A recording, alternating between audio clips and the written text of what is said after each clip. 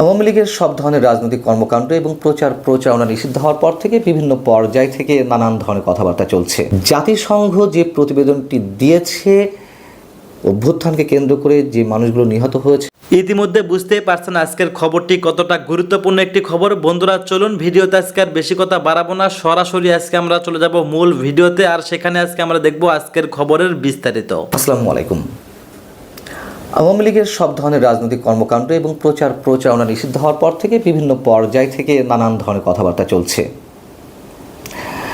আওয়ামী লীগের নানান পর্যায়ের অপরাধের সঙ্গে প্রকৃত যারা অপরাধী তাদের সুষ্ঠু বিচারের মাধ্যমে শাস্তি নিশ্চিত করা হোক, সেটিও নিশ্চয়ই আমি আর সবার মতন নিঃসন্দেহে চাই। এবং নিষিদ্ধ হয়েছে সরকারের নির্বাহী আদেশে, সে প্রসঙ্গেও কিছু বলার নেই। কিন্তু একটি প্রশ্ন খুবই যৌক্তিকতার সঙ্গে তুলতে চাই। জাতিসংঘ যে প্রতিবেদনটি দিয়েছে অভ্যুত্থানকে কেন্দ্র করে যে মানুষগুলো নিহত হয়েছেন তার উপর ভিত্তি করে আর যা যা তারা বলেছেন সে অনুযায়ী কি সব করা হচ্ছে? যে কোনো রাজনৈতিক দল নিষিদ্ধ করার ক্ষেত্রে কি বলেছিল জাতিসংঘ, সেটি কি ফলো করা হয়েছে? এই কথাগুলো এই কারণে বলছি যে আওয়ামী লীগের বিচারের ক্ষেত্রে জাতিসংঘের এই প্রতিবেদনটিকে খুবই গুরুত্বের সঙ্গে আন্তর্জাতিক মানদণ্ড অনুযায়ী গ্রহণ করা হয় বা রেফারেন্স দেওয়া হয় সবসময় সরকারের বিভিন্ন পর্যায় থেকে। এবং যারই ধারাবাহিকতায় সোমবারও একটি অনুষ্ঠানে জাতিসংঘের এই প্রতিবেদনের রেফারেন্স দিয়েছেন প্রধান উপদেষ্টা প্রেস সচিব মিস্টার শফিকুল আলম আওয়ামী লীগের বিচারের ক্ষেত্রে। অনুষ্ঠানে সাংবাদিকদের পক্ষ থেকে একটি প্রশ্ন ছিল যে আওয়ামী লীগ নিষিদ্ধ হয়েছে, তাহলে 14 দলের কী হবে? 14 দল তাদের সাথে ছিল। এমন প্রশ্নের জবাবে প্রেস সচিব মিস্টার শফিকুল আলম বলছেন, জাতিসংঘের তথ্য অনুসন্ধানী দলের প্রতিবেদনে স্পষ্টভাবে আওয়ামী লীগের কথা বলা হয়েছে। সেখানে শেখ হাসিনার ভূমিকার বারবার স্পষ্ট হয়েছে, 14 দলের অন্য দলগুলোর কথা সেভাবে আসেনি। কথা সত্য, যারা এই প্রতিবেদনটি পড়েছেন দেখেছেন একথা অনস্বীকার্য। প্রেস সচিব যা যা বলেছেন সব ঠিক আছে, কিন্তু বাকিটা তিনি কেন বলেন না? রাজনৈতিক দলের কর্মকাণ্ড বা রাজনৈতিক দল নিষিদ্ধ হওয়ার প্রসঙ্গে জাতিসংঘে সেখানে কি বলেছে?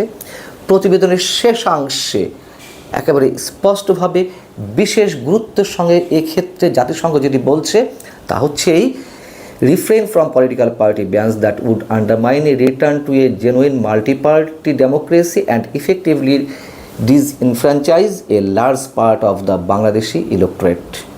অর্থাৎ রাজনৈতিক দলের উপরে এমন কোনো নিষেধাজ্ঞা থেকে বিরত থাকতে হবে যা প্রকৃত বহুদলীয় গণতন্ত্রের প্রত্যাবর্তনকে ক্ষতিগ্রস্ত করবে এবং বাংলাদেশি ভোটারদের একটি বৃহৎ অংশকে কার্যকরভাবে ভোটাধিকার থেকে বঞ্চিত করবে। এখানে কি আর কোনো ব্যাখ্যার প্রয়োজন আছে? জাতিসংঘের কতটুকু প্রতিবেদনের সুপারিশের কতটুকু সরকার ফলো করছে অথবা করছে না? এমনকি এই প্রতিবেদনে আওয়ামী লীগের নৃশংসতা, আওয়ামী লীগের সহিংসতা, পুলিশের যে অত্যাচার নির্যাতন সেগুলোর পাশাপাশি আর কি বলা ছিল 5 আগস্ট শেখ হাসিনা পালিয়ে গেছেন, তারপর 5 থেকে 15 আগস্ট যেসব মানবাধিকার লঙ্ঘনের ঘটনা ঘটেছে সেগুলোর তদন্তের সুপারিশ করেছে জাতিসংঘের মানবাধিকার বিষয়ক হাই কমিশন। তারা বলছে পুলিশের তথ্য অনুযায়ী দেশের 639টি থানার মধ্যে 450টিতে ভাঙচুর বা হামলা হয়েছে। 5 আগস্টের পর থেকে উন্মত্ত জনতা আওয়ামী লীগের নেতাকর্মী ও তাদের কার্যালয়গুলোতে হামলা চালায়। OHCHR অর্থাৎ মানবাধিকার বিষয়ক হাই কমিশন যেসব তথ্য পেয়েছে সেই অনুযায়ী কিছু ক্ষেত্রে বিএনপি ও জামায়াতে ইসলামী সমর্থকরা এসব হামলায় জড়িত ছিল। সংক্ষুব্ধ জনতা আওয়ামী লীগ নেতা, সরকারি কর্মকর্তা ও তাদের ঘনিষ্ঠ আত্মীয়দের বাড়ি ও ব্যবসা প্রতিষ্ঠানে ভাঙচুর, লুটপাট ও আগুন দেয়। অর্থাৎ এইগুলোরও তদন্ত করতে বলেছে, বিচার করতে বলেছে। সেগুলো হচ্ছে, আমরা সবাই জানি কতটুকু হচ্ছে কিংবা হচ্ছে না। প্রেস সচিব মিস্টার শফিকুল আলম সরকারের সমালোচনা করার ক্ষেত্রে বলছেন, যারা আমরা সমালোচনা করছি তাদের উদ্দেশ্যে বলছেন, অন্তর্বর্তী সরকারের কোনো ত্রুটি বা ব্যর্থতা পেলে মন খুলে লিখুন। আমরা কারো মুখ বন্ধ করছি না। সবাইকে অনুরোধ, আপনারা আমাদের কোনো ফেউলিয়ার বা ব্যর্থতা যদি পান লেখেন, সমালোচনা করার জায়গা পেলে করুন। আপনাদের মুখ বন্ধ করা হবে না, মিডিয়া হাউস বন্ধ করা হবে না, কিন্তু মিথ্যা কথা লিখবেন না। তার এই কথাগুলোর সঙ্গে আমি সম্পূর্ণ একমত। যদি তিনি সদিচ্ছার সঙ্গে সততার সঙ্গে এই শব্দগুলো উচ্চারণ করে থাকেন অবশ্যই তাকে স্যালুট। কিন্তু গণমাধ্যমে যা চলছে তার কথাগুলোর সঙ্গে কি আমরা সব ক্ষেত্রে মিল পাচ্ছি না। এ সম্পর্কে আগেও বলা হয়েছে, নতুন করে কোনো ব্যাখ্যা দিতে চাই না। সবচেয়ে স্পর্শকাতর যে বিষয়টি সম্পর্কে প্রশ্ন করা হয়েছিল, যেটি এখন মানুষের মুখে মুখে, তা হচ্ছে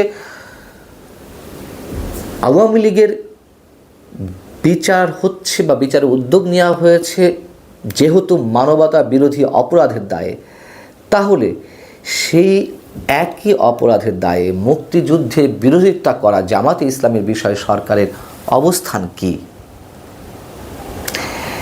এ বিষয়ে খুবই চমৎকার একটি বক্তব্য দিয়েছেন শফিকুল আলম। তিনি বলছেন যে এ বিষয়ে তো 2012 সালে আওয়ামী লীগ অ্যাকশন নিয়েছে, 71-এর পরে তাদের জামাত ইসলামীকে ব্যান করা হয়েছে, নিষিদ্ধ করা হয়েছে, অতএব আর কি?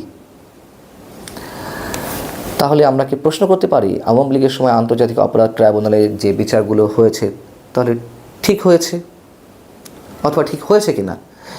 যদি ঠিক হয়ে থাকে তাহলে সেই আদালতের আসামি পক্ষের আইনজীবী অর্থাৎ মানবতা বিরোধী অপরাধের দায়ে অভিযুক্ত যে আসামিরা ছিলেন তাদের পক্ষের প্রায় সব মামলার আইনজীবী ছিলেন অ্যাডভোকেট তাজুল ইসলাম।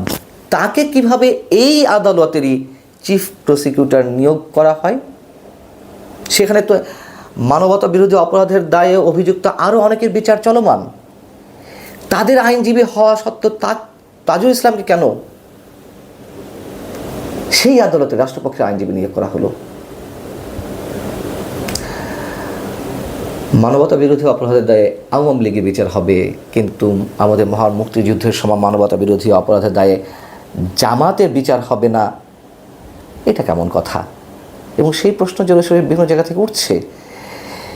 জামাতের বেলায় সরকার চুপ করে থাকবে, সেটা কেমন হয়ে যায় না? অনেক প্রশ্ন তো ওঠে। সেই জায়গা থেকে শফিকুল আলম যে প্রশ্নের উত্তর দিয়েছেন তার আরও একটি অংশ আছে বেশ মজার। তিনি বলছেন অন্তর্বর্তী সরকার এ বিষয়ে অবস্থান নিয়েছে। কি অবস্থান নিয়েছে?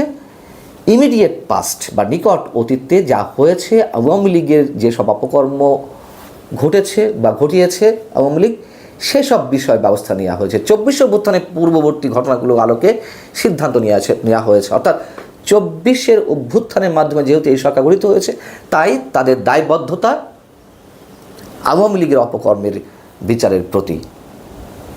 ঠিক তো? তাহলে সমগ্র বাংলাদেশ এই সরকার ধারণ করে না, সমগ্র বাংলাদেশের সংকট সমস্যা এই সরকার গ্রহণ করে না, শুধু আওয়ামী লীগের বিচার করতে এসেছে। আচ্ছা, এত কথা বাদ দিই। যদি তাই হয়ে থাকে, আওয়ামী লীগের বিষয়টি তাদের কাছে সবচেয়ে বেশি প্রাধান্য হয়ে থাকে, তাহলে করিডোর ইস্যুতে মিয়ানমারের উদ্দেশ্যে যে কথিত মানবিক করিডোর, সে বিষয়ে সরকার প্রাথমিকভাবে নীতিগত সিদ্ধান্ত নিয়েছে কেন যে করিডোর দেওয়া হবে? শফিকুল আলম আসলে স্ববিরোধিতা করছেন, এটি মনে হয়। জামাতের সময় বলেছেন যে জামাতের বিষয়ে যে প্রশ্ন ছিল সেক্ষেত্রে তিনি বলছেন আমার কিছু বলার নেই। আর কেন, কোন ক্ষেত্রে বলছেন? তিনি বলছেন যে 71 নিয়ে আমরা অনেক স্টেটমেন্ট দিয়েছি, নতুন করে কিছু বলতে চাই না, 71 আমরা পুরোপুরি ধারণ করি। বিষয়টা হচ্ছে আমি আপনাকে শ্রদ্ধা করি, কিন্তু আপনাকে অশ্রদ্ধা করার মতন, অসম্মান করার মতন যাবতীয় সব কাজকর্ম আমি করে যাচ্ছি, আপনার ক্ষতি করার জন্য আমি সব কাজ করে যাচ্ছি, কিন্তু আমি মুখে বলছি আমি শ্রদ্ধা করি। 71-কে ধারণ তিনি করেন, কিন্তু 71-এর বিষয়ে যে অমীমাংসিত বিষয়গুলো সেগুলো নিয়ে তিনি কিছু বলতে চান না। বলছেন যে অনেক কিছু বলেছি, জামাত প্রসঙ্গে আসলে কিছু তার বলার বা সরকারের বলার সাহস নেই। কেন নেই সেই প্রশ্নটি মোটামুটি আমরা জানি, এই উত্তরটি। এবং একটি কথা দিয়ে শেষ করি, আওয়ামী লীগ তিনটি নির্বাচন প্রহসনের মাধ্যমে করেছে, এটি তো নতুন করে ব্যাখ্যা কিছু নেই। 2014, 24 এবং 18 নির্বাচনে বিএনপি অংশগ্রহণ করেছিল। 2024 এবং 14 আওয়ামী লীগ বলার চেষ্টা করে যে বিএনপি তো আসেনি, আমরা কি করব? আর বিএনপি 18 নির্বাচনে গিয়েছিল, তারপরেও যে ভয়ঙ্কর একটা নাটকীয় খেলা হয়েছে, প্রহসন হয়েছে, সে সম্পর্কেও আমরা জানি। তাহলে 2014 এবং 2024 যদি বিবেচনা নেই, সেই জায়গা থেকে যদি আমরা প্রশ্ন তুলি, আওয়ামী লীগকে ব্যান করার মধ্য দিয়ে আগামীতে যে নির্বাচন অনুষ্ঠিত হয়ে যাচ্ছে, যেই অভিযোগটি আওয়ামী লীগের বিরুদ্ধে আমরা তুলি, 2014 এবং 24 নির্বাচন এমনভাবে করা হয়েছিল, এমনভাবে প্লট নির্মাণ করা হয়েছিল যে বিএনপি যাতে বাইরে থাকে নির্বাচনের, তাহলে কি সেই একই ধরনের? ধন্যবাদ প্রিয় দর্শকবৃন্দ, আমাদের ফুল ভিডিওটি দেখার জন্য আপনাকে জানাই অসংখ্য ধন্যবাদ। তো বন্ধুরা, আজকের এই নিউজটি দেখে আপনাদের কি মতামত অবশ্যই কমেন্ট বক্সে কমেন্ট করতে ভুলবেন না। আর হ্যাঁ, এমন নিত্য নতুন আপডেট খবর সবার আগে পেতে চাইলে এখনই আমাদের এই পিচ্চি সাকিব ইউটিউব চ্যানেলটি সাবস্ক্রাইব করুন। ধন্যবাদ।